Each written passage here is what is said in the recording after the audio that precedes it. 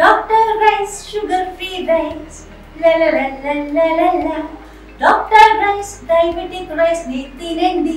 కమలాపురం వేదికగా పసుపు పండుగ మరికొద్ది రోజుల్లో జరగబోతున్న నేపథ్యం. ఈ నేపథ్యంలో ఇప్పటికే ఏర్పాట్లకు సంబంధించి ఏదైతే 27, 28, 29వ తేదీలో మహానాడు నిర్వహించబోతున్నారన్నటువంటి స్పష్టంగా పోలిట్ బ్యూరో సభ్యులు నిర్ణయం తీసుకున్న తర్వాత కూడా ఒక్కసారిగా స్థలాన్ని పరిశీలించిన అనంతరం కూడా అప్పటి నుంచి ఇప్పటి వరకు కూడా ఆయన స్థలాన్ని పరిశీలించడంతో పాటు కార్ పార్కింగ్ సంబంధించి ఇతరత్ర అన్ని అంశాలకు సంబంధించి ఆయనే స్వయంగా పరిశీలిస్తున్న పరిస్థితి. ఈ నేపథ్యంలో ఆ ఎమ్మెల్సీ రామ్ గోపాల్ రెడ్డి మనతో ఉన్నారు. ఆయన అడిగి తెలుసుకునే ప్రయత్నం చేద్దాం. చెప్పండి, మొదటి నుంచి కూడా ప్రధానంగా స్థలాల అన్వేషణ కావచ్చు, స్థలాల పరిశీలన కావచ్చు, అదేవిధంగా స్థలాన్ని ఎంపిక విషయంలో కీలక పాత్ర పోషించారు. అయితే పబ్బాపురం నియోజకవర్గంలో ఉన్నటువంటి సువిశాలమైనటువంటి ప్రాంతంలో మహానాడు జరగబోతుంది. ఎలాంటి ఏర్పాటు చేస్తున్నారు? అసలు ఫుడ్కి సంబంధించి ఎలాంటి ఏర్పాటు చేస్తున్నారు? వసతికి సంబంధించి ఎలాంటి ఏర్పాటు?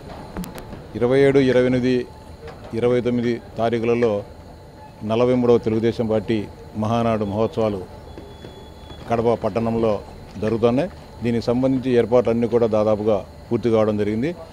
దాదాపుగా అనేక మంది అంటే 175 నియోజకవర్గాల నుంచే కాకుండా అటు తెలంగాణ, అండమాను, ఇతర దేశాల నుంచి, ఇతర రాష్ట్రాల నుండి తెలుగుదేశం పార్టీ అభిమానులు, తెలుగువారు, నందమూరి తారక రామారావు గారు, చంద్రబాబు నాయుడు గారి అభిమానులు అందరూ కూడా ఈ సమావేశాల్లో 3 రోజుల పాటు జరిగే సమావేశాల్లో పాల్గొనాలని అందరూ కూడా ఆసక్తిగా రావడం జరుగుతుంది. వచ్చిన వారందరికీ కూడా అంటే కడప పట్టణం చిన్నదైనప్పటికీ కూడా వచ్చిన వారందరూ కూడా ఎలాంటి అసౌకర్యం కలగకుండా వసతి సౌకర్యాలు ఏర్పాటు చేయడం జరిగింది. ముఖ్యంగా కడప పట్టణంలో ఉన్న అన్ని లాడ్జీలను, కళ్యాణ మంటపాలను, అదేవిధంగా వివిధ ప్రైవేట్ విద్యా సంస్థలకు సంబంధించిన హాస్టల్స్ అంటే ఇప్పుడు ప్రస్తుతము అన్ని కాలేజీలకు, పాఠశాలకు సెలవులు ఉన్నాయి కాబట్టి యాజమాన్యాలందరినీ కూడా రిక్వెస్ట్ చేసి ఆ హాస్టల్స్ను కూడా తీసుకోవడం జరిగింది. అంటే దాదాపు కడప పట్టణంలోనే దాదాపు 10,000 మందికి పైగా వచ్చేవారందరికీ కూడా వసతి సౌకర్యాలు ఏర్పాటు చేసేదానికి అన్ని ఏర్పాట్లు చేయడం జరిగింది. అంతేకాకుండా ఉమ్మడి కడప జిల్లాకు సంబంధించిన మిగతా 9 నియోజకవర్గాలు కూడా అటు ప్రొద్దుటూరు కానీ, రాయచోటు కానీ, రాజంపేట, రైల్వే కోడూరు, మైదుకూరు, జమ్మలమడుగు, పులివెందుల నియోజకవర్గాల్లో ఉన్న అన్ని ఈ లాడ్జెస్ను, ఫంక్షన్ హాల్స్ను, అదేవిధంగా ఇతర ప్రైవేట్ గెస్ట్ హౌస్ను, ఇతర పాఠశాలన్నీ కూడా తీసుకోవడం జరిగింది.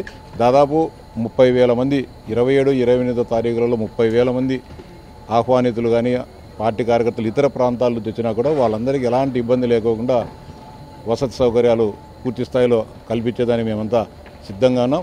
అంతేకాకుండా భోజనానికి సంబంధించి కూడా ఎవరు కూడా ఎలాంటి ఇబ్బంది పడకోకుండా ఇది అందులో ప్రస్తుతం ప్రాంగణం కూడా ఊరికి దూరంగా ఉంది కాబట్టి వచ్చిన వారు కానీ ఇక్కడ సమీపంలో హోటల్స్ కానీ లేవు కాబట్టి వచ్చిన వారందరికీ కూడా ఈ ప్రాంగణంలోనే మొదటి రోజు ఉదయం టిఫిన్ 27వ తారీఖు ఉదయం టిఫిన్ కానీ, మధ్యాహ్నం భోజనము, రాత్రి భోజనము, అదేవిధంగా 28వ తారీఖు ఉదయము, మధ్యాహ్నము, రాత్రి భోజనాలు ఏర్పాటు చేయడం జరుగుతుంది.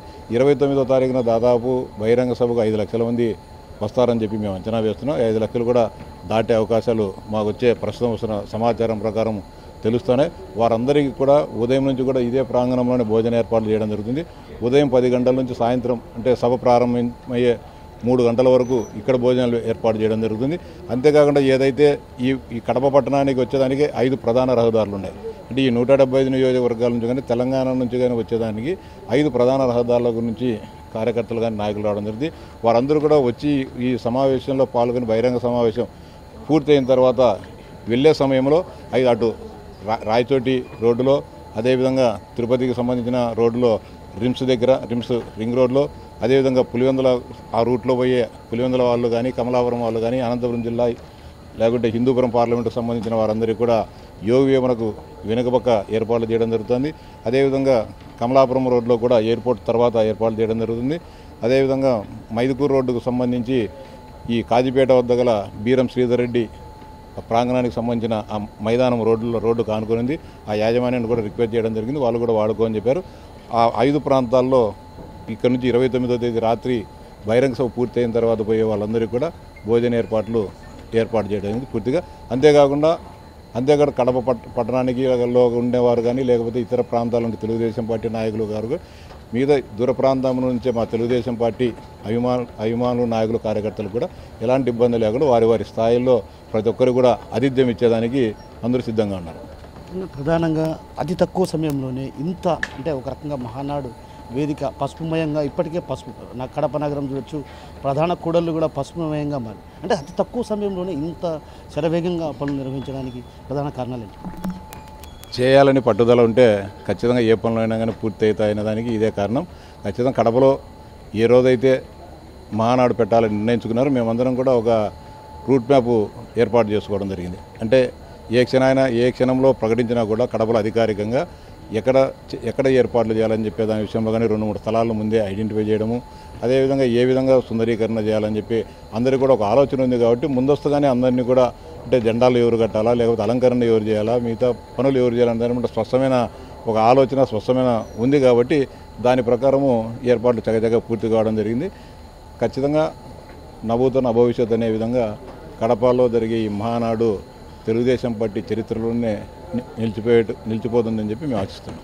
27-28 తేదీల్లో ప్రధానంగా ఏ అంశాలపై తీర్మానాలు చేయబోతున్నారు? ప్రధానంగా కడపకు ఒక పెద్ద భారీ ప్రాజెక్టే తీసుకొస్తారన్నటువంటి ఒక ప్రకటన జారీ చేసే అవకాశాలు కూడా ఉన్నాయన్నటువంటి భావన ఉంటుంది. ఈ నేపథ్యంలో తీర్మానాల అంశం ఇప్పుడు 27వ తారీఖు ప్రారంభమైన తర్వాత తెలుగుదేశం పార్టీ స్థాపన, ఈ 43 సంవత్సరాల తెలుగుదేశం పార్టీ పూర్తయిన సందర్భంగా ఈ 43 సంవత్సరాల్లో జరిగిన మార్పులు కావచ్చు, లేకుంటే కుదుపులు కావచ్చు, లేకుంటే సంక్షోభాలు కావచ్చు, వీటన్నిటిపైన కూడా చర్చ జరుగుతుంది. అంతేకాకుండా భవిష్యత్తులో తెలుగుదేశం పార్టీని ఏ విధంగా పటిష్టపరచాలా, ఏ విధంగా ప్రజల గుండెల్లో చిరస్థాయిగా ఉండే విధంగా ఏ విధంగా మనం ప్రణాళికలు రచించాలనే దానిపైన చర్చ జరుగుతుంది. అంతేకాకుండా సంస్థాగతంగా ఏమైనా మనం సరిదిద్దుకోవాల్సిన అంశాలు ఏమున్నాయో కూడా కార్యకర్తల మనోభావాలు తెలుసుకోవాలని చెప్పి పార్టీ పెద్దలు అంటే చంద్రబాబు నాయుడు గారు, లోకేష్ బాబు గారు సిద్ధంగా ఉన్నారు.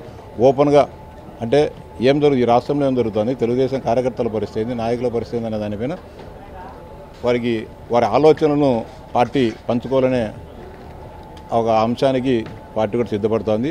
అంతేకాకుండా 28వ తారీఖు సంబంధించి రాష్ట్రంలో జరుగుతున్న అభివృద్ధి సంక్షేమం, ఈ ఏడాది పాలనలో ఏం జరిగింది, ఏం చేశాం, వచ్చే 4 సంవత్సరాల కాలంలో ఈ రాష్ట్రాన్ని అభివృద్ధి పరంగా సంక్షేమ పరంగా ఏం చేస్తున్నామనే దానిపైన ఒక ముఖ్యమంత్రి గారు ఒక దిశానిర్దేశం చేస్తున్నారు.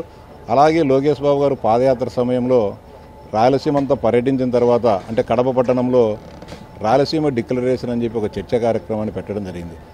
ఆ సందర్భంగా పెద్ద ఎత్తున పార్టీలకు అతీతంగా అనేక మంది మేధావులను, వివిధ సంఘాల వారిని, విజ్ఞానవంతులను అందరినీ కూడా ఆ సమావేశానికి పిలిచి రాయలసీమలో ఉన్న పేదరికాన్ని ఏ విధంగా రూపుమాపాలి, పారిశ్రామికంగా వ్యవసాయపరంగా ఏ విధంగా దీన్ని ముందుకు తీసుకోవాలనే దానిపైన ఒక పెద్ద దాదాపు 5-6 గంటల పాటు ఒక చర్చా కార్యక్రమం నడిచింది. అనేక రకాల ఆలోచనలు, వ్యక్తుల అభిప్రాయాల మేరకు లోకేష్ బాబు గారు కూడా ఒక స్పష్టమైన విధానాన్ని ప్రకటించడం జరిగింది. రాయలసీమను ఏ విధంగా అభివృద్ధి చేయాలి, సాగునీరు తీసుకొని వచ్చి వ్యవసాయాన్ని ఏ విధంగా ముందుకు తీసుకోవాలా, పరిశ్రమలు తీసుకొని వచ్చి పారిశ్రామికంగా అభివృద్ధి చేసి నిరుద్యోగ యువతకు ఉపాధి కల్పించాలా, అంతేకాకుండా ముఖ్యంగా కర్నూలు పశ్చిమ ప్రాంతంలో ఇప్పటికీ కూడా అనేక రకాలైన సమస్యలు ఉన్నాయి. ఈరోజు కూడా అనేక గ్రామాల్లో తాగేదానికి నీళ్ళు లేని పరిస్థితి ఉంది. లోకేష్ బాబు గారు పాదయాత్ర సందర్భంగా ఆయన కళ్ళతోనే ఆయన స్వయంగా చూడడం జరిగింది. మహిళలు బిందెలు పెట్టుకొని ఈరోజు కూడా 1-2 కిలోమీటర్ల దూరానికి నీటి కోసం పోయే పరిస్థితిని ఆయన కళ్ళతో చూడడం జరిగింది. అంతేకాకుండా వేలాది మంది ఆ ప్రాంతంలో కొడుమూరు కానీ, ఎమ్మిగనూరు కానీ, పత్తికొండ కానీ, మంత్రాలయం ఆ ప్రాంతంలో ఉండే ప్రజలు ఉపాధి కోసం ఇతర ప్రాంతాలకు టిప్పర్లలో, ఆటోలలో అంటే ఆ ప్రాంతంలో కాకుండా ఇతర జిల్లాలకు, ఇతర రాష్ట్రాలకు వలసపోయే పరిస్థితిని కూడా లోకేష్ బాబు స్వయంగా చూసి చెలించిపోయిన సందర్భాలు ఉన్నాయి. ఆ సందర్భంగా కూడా మా అందరితో కూడా చర్చించేవారు. మిగతా రాయలసీమలో మిగతా అన్ని ప్రాంతాల కంటే కర్నూలు పశ్చిమ ప్రాంతం, పశ్చిమ నియోజకవర్గాలు చాలా వెనుకబడి ఉన్నాయి. ఖచ్చితంగా మనం అధికారంలోకి వచ్చిన ఈ 5 ఏళ్లలో వాటిని ఈ వలసలు కానీ, ఈ పేదరికాన్ని కానీ, ఈ త్రాగునీటి సమస్యను కానీ, సాగునీటి రూపుమాపకపోతే మనలు కూడా ప్రజలు క్షమించరు. ఖచ్చితంగా మనము చిత్తశుద్ధితో ఈ ప్రాంత అభివృద్ధి కోసం పనిచేయాలని చెప్పి ఆయన అప్పుడే అంటే ఆయనకు ఒక విధమైన అభిప్రాయం ఉంది. అంటే దీన్ని ఏదో విధంగా ఈ ప్రజలు కష్టాల్లో ఉన్నారు, ఈ ప్రాంతం వెనుకబడింది, దీన్ని ముందుకు తీసుకోవాలని ఒక స్పష్టమైన ఆలోచన విధానం లోకేష్ బాబు గారికి ఉంది. కాబట్టి ఈ మహాసభల సందర్భంగా కూడా రాయలసీమ ప్రాంతానికి సంబంధించి ఏ విధమైన అభివృద్ధి కార్యక్రమాలు చేస్తాం, ఏ విధంగా సంక్షేమం చేస్తాం, ఏ విధంగా ఉపాధి అవకాశాలు కల్పిస్తాం, ఏ విధంగా పరిశ్రమలు ఏర్పాటు చేస్తాం, విద్యారంగాన్ని ఏ విధంగా ముందుకు తీసుకోమోదాని దానిపైన ఒక స్పష్టన ఇస్తారని చెప్పి మేమంతా కూడా ఆశిస్తాము. ప్రధానంగా యువ నాయకుడు లోకేష్కు కీలక బాధ్యతలు అప్పగించబోతున్నారంటూ కూడా ఒక ప్రచారం జరుగుతుంది. సో ఆయనకి ఇచ్చే కీలక బాధ్యతలు ఎలాంటి బాధ్యతలు ఉంటాయి, ఏముండబోతుంది?